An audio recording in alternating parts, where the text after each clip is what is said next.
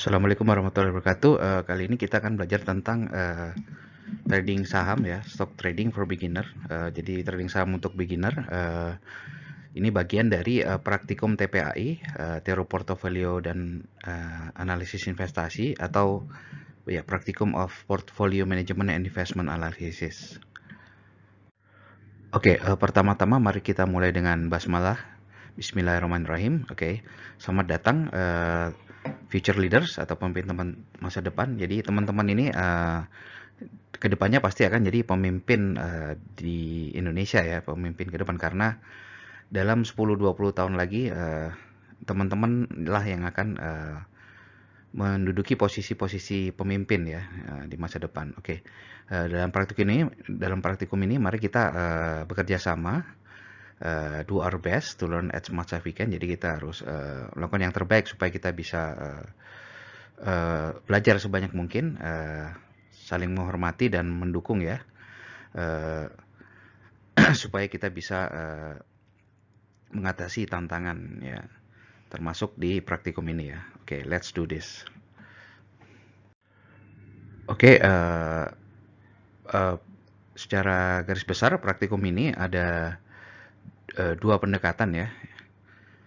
Untuk trading atau untuk investasi atau trading di bursa saham itu ada dua pendekatan yang secara garis besar ya. Yang pertama adalah technical analysis, jadi berdasarkan pergerakan harga saham, dan yang kedua adalah fundamental analysis, yaitu berdasarkan laporan keuangan perusahaan tersebut ya. Oke, jadi ada tiga tujuan dari praktikum ini. Yang pertama, mungkin perkenalan, ngapain sih kita belajar investing atau trading saham ya, apa sih pentingnya, seperti itu. Lalu yang kedua, bagaimana sih melakukan analisis secara teknikal ya, or technical analysis approach. Kita akan belajar bagaimana membuat keputusan trading, kapan waktunya buy, kapan waktunya sell, kapan waktunya take profit atau cut loss, seperti itu. Lalu yang berikutnya adalah secara fundamental analysis approach, itu kita belajarnya memilih sahamnya berdasarkan indikator fundamental ya, seperti laporan keuangannya, apakah revenue-nya naik, gimana return of equity-nya, gimana dan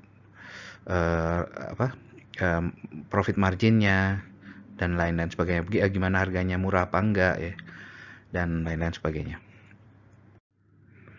Oke, kenapa sih kita belajar trading atau investing? Oke, di bursa saham terutama.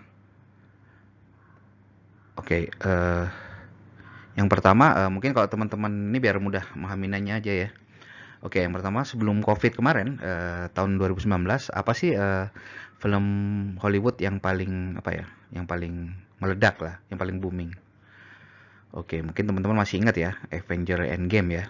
Oke, kita tahu pemainnya artis kelas A-list semua ya. Oke, ini 4 dari yang terbaik ya.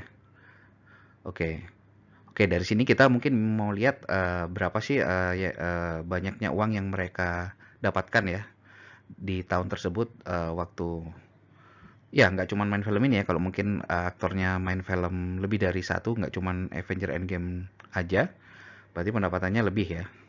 Oke, jadi ini pada tahun 2019. Oke, contoh Chris Evans atau kapten yang jadi Kapten Amerika, dia kan berhasil mengumpulkan 43 juta US dollar ya selama setahun ya. Ini kita ngomongnya tahunan. Oke, yang berikutnya Scarlett Johansson, Black Widow ya. Dia berhasil mengumpulkan 56 juta US dollar ya dalam setahun. Lalu berikutnya lebih tinggi lagi, Robert Downey Jr. yang jadi Iron Man, itu dia berhasil mengumpulkan 66 juta US dollar per tahun ya. Dan yang terakhir, Chris Hemsworth yang dia jadi Thor ya, itu berhasil mengumpulkan 76,4 juta dalam setahun.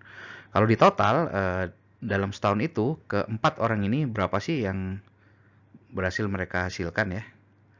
Nah, kurang lebih 241,9 atau ya hampir 250 juta US dollar lah ya Banyak banget kan itu. Oke. Eh, nah, tapi kita mau bandingin apa sih hubungannya sama trading atau investing stock atau saham ya. Oke, banyak nggak sih duit ini? Nah, kalau kita bandingkan sama pemain yang ada di Wall Street atau bursa saham, oke, mungkin bandingannya seperti ini ya. Kita versus ya. Ini tadi kita udah totalin, kira-kira 250 juta US dollar per tahun ya. Nah, ini sumbernya dari Forbes, Forbes.com ya. Ada majalahnya juga, Forbes Magazine. Oke. Oke, ini yang berhasil dikumpulkan oleh Wall Street Bowler ya, atau jagonya Wall Street. Oke.